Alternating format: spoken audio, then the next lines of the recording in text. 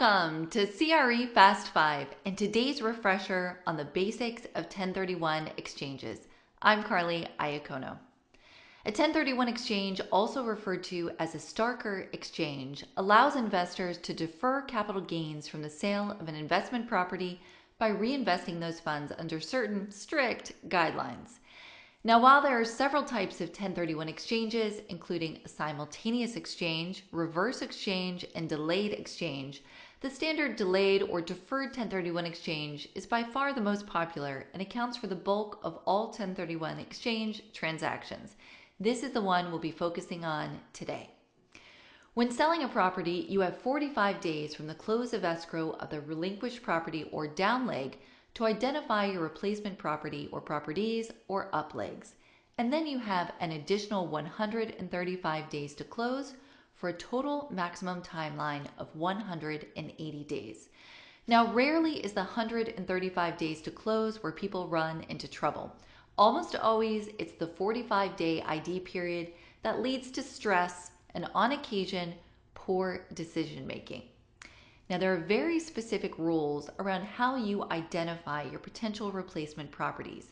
You can choose from the 3-property rule, the 95% rule, or the 200% rule. Please watch the additional CRE Fast Five episode on 1031 exchange ID rules to learn about these rules in more detail. Now, note that the replacement property must be like-kind to the relinquished property, but like-kind is really pretty broad. It includes any property held for investment purposes or used in a trade or business. Note that you cannot exchange into a property that you already own, even if you are paying off debt.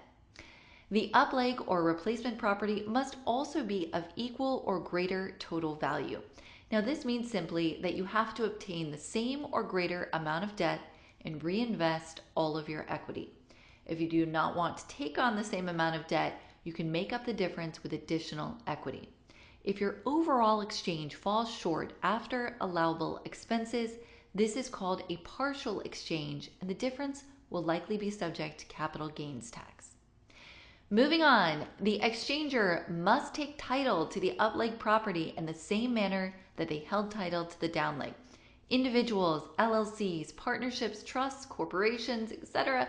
can all execute 1031 exchanges, but the previous ownership structure must be preserved. Now, none of this works if you don't have a qualified intermediary or QI in place before closing.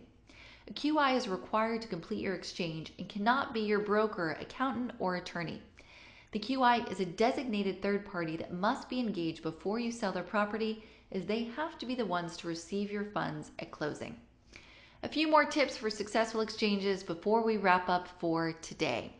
Number 1, when your property goes under contract, begin looking seriously at replacement properties. Then, when your buyer's deposit is hard, or roughly 21 days before closing, begin putting non-binding letters of intent or LOIs on properties of interest. The goal is to be through due diligence or well on your way on your replacement property before your ID period ends. So if you find something that's of concern to you, you have time to switch gears and identify a different property. Number 2, if you are pursuing a new construction asset, be careful with your total time to close under your exchange. Most lenders will require the location to be open and the tenant to be paying rent before closing. Leave yourself a buffer to allow for any potential construction delays so you don't run up against the outside of your 180-day exchange timeline. The IRS will not allow you even a day past the 180 days to complete your exchange, and your lender may not be flexible either. So make sure you have enough time to allow for construction delays. If you have additional questions on 1031 exchanges or would like assistance finding a suitable replacement property, please give our team a call. That was CRE Fast Five. If you get value from this series, please like, subscribe, and share on whichever platform you prefer. Thanks again for watching. I'm Carly Iacono, and I hope to see you again soon.